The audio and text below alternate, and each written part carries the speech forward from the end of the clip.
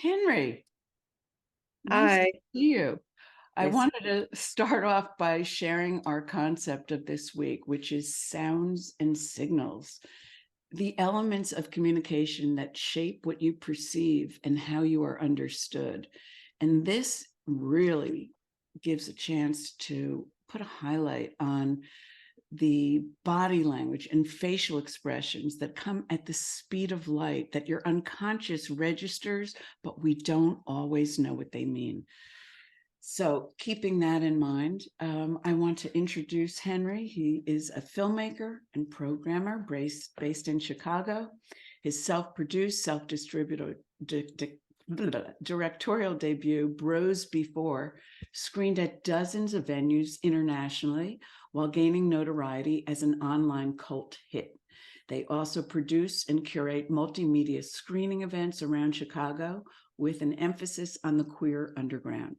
He's just starting up a festival run for his debut feature, Dog Movie, a micro-budget improvised cringe comedy inspired by Hong Sang-Soo, Larry David, and Dogme 95. Dog Movie won Best in Filmmaking Achievement and Excellence in Acting Awards from the Kansas City Underground Film Festival. So I'm going to play a few minutes of the film. And before I do that, I'll give you the blurb about it. It is a passive-aggressive, tender queer couple sends their household into a quiet tailspin when they adopt an elderly dog with the same name as the unemployed couch surfer they just can't seem to confront. All right, if you got all that, let me. What is your process? Because this is all improvised. What kind of structure do you need in order to improvise and have it wind up where you want it to go? Yeah, thank you for that question. So yeah, as she mentioned, the film was fully improvised. But what I did was I had the premise that I came up with ahead of time, like what if there was this couch surfer and this couple gets like a dog with the same name. And I did that, and then I cast it, and it was all friends of mine that I've collaborated with before. And so I had a one-on-one conversation with each of the actors about like what they think their character would do and any ideas they had for the story or their characters. And then I turned that into an outline, and the whole movie takes place in one house. And so I was like, well, I'm really going to use every part of the house and every possible combination of characters to just go so deep on this really small story. And so then, based on everyone's ideas, and I made an outline of like, this is what's each scene, and it would be which characters are in it and what part of the house it's going to use, and just 1 to 2 sentences of what's going to happen in that scene. And then we improvised, like I would film as the actors would go through the whole scene, and then after one version of improvising it, we would talk about what the beats we hit were, and maybe some things to cut out or some story beats to condense, and then we'd do it again, and I shot it from a couple of different angles. So yeah, that was.